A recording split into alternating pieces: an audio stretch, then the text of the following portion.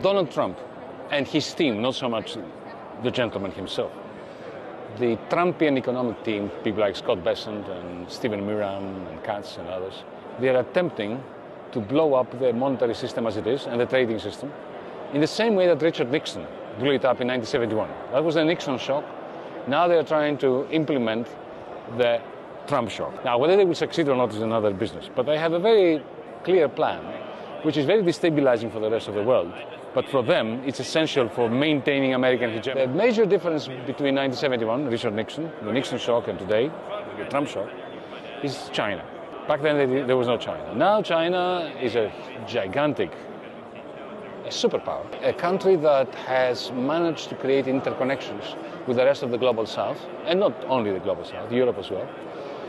And they will resist the Trump shock. Now you have China, which is not a stagnant bloc, but it is a very dynamic bloc based on capital accumulation, based on innovation, of technologies that are surpassing even those of the United States, and capable of doing that which the Soviet Union never did, which is to be a source of growth for the developing countries.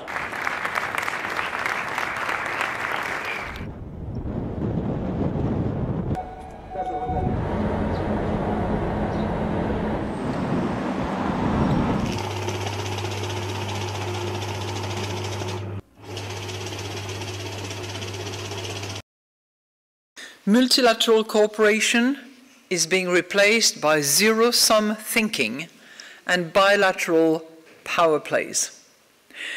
Openness is giving way to protectionism, and there is even uncertainty about the cornerstone of the system, the dominant role of the US dollar. Over the recent years, the dollar's share in global foreign exchange reserves has indeed fallen, with its current level of 58% being the lowest since 1994.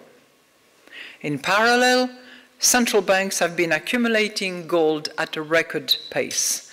The ongoing changes create the opening for a global euro moment.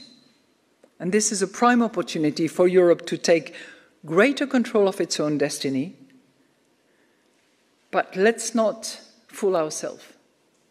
It is not a privilege that will be bestowed upon us because of who we are, what we stand for, and the values we uphold. It will have to be earned together. Any change in the international order that leads to lower world trade or fragmentation into economic blocs will be detrimental to our economy. Sad. Yes, but with the right policy responses, there could also be opportunities.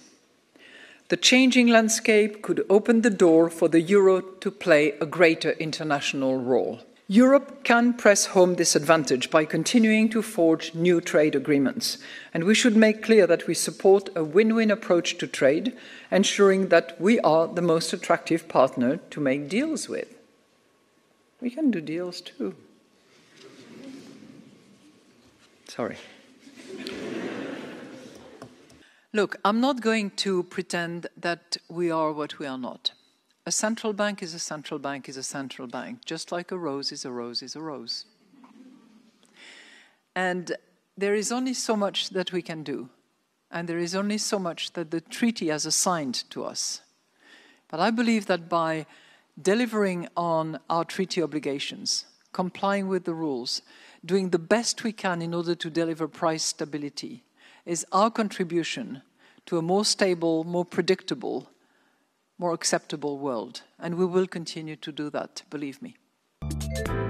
偷偷告诉大家，我最近发现了新法宝 Royal Face 逆时奇迹系列，它有活肤露、全效精华，还有精华霜。尤其我皮肤比较偏干，所以我非常的注重保湿。保湿做得好，肌肤自然烹润。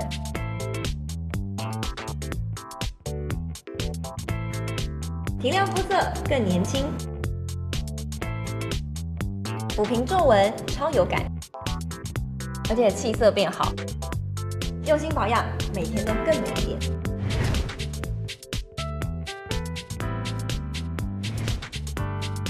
美吧。